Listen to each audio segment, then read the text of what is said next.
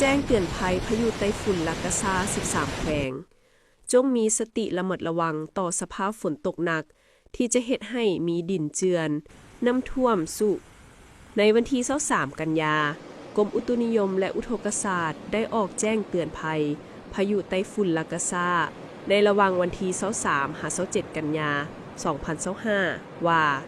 ในเวลา 13 โมงของวันที่23กันยา2025พายุไต้ฝุ่นลากาซา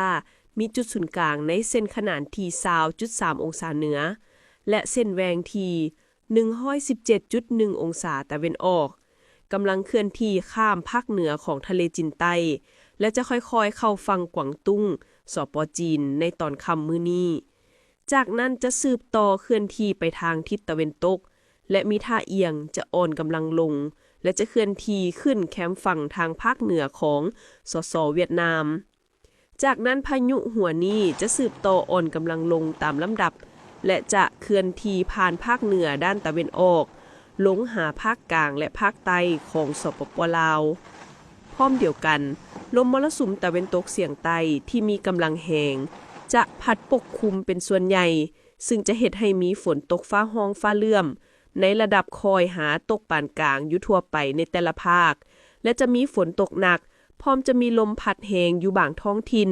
เส้นแขวงพงสาลีหัวพันเสียงขวางนครหลวงเวียงจันทน์ไสสมบูรณ์เวียงจันทน์บริคำไซคำมวนสวรรณเขตสารวัน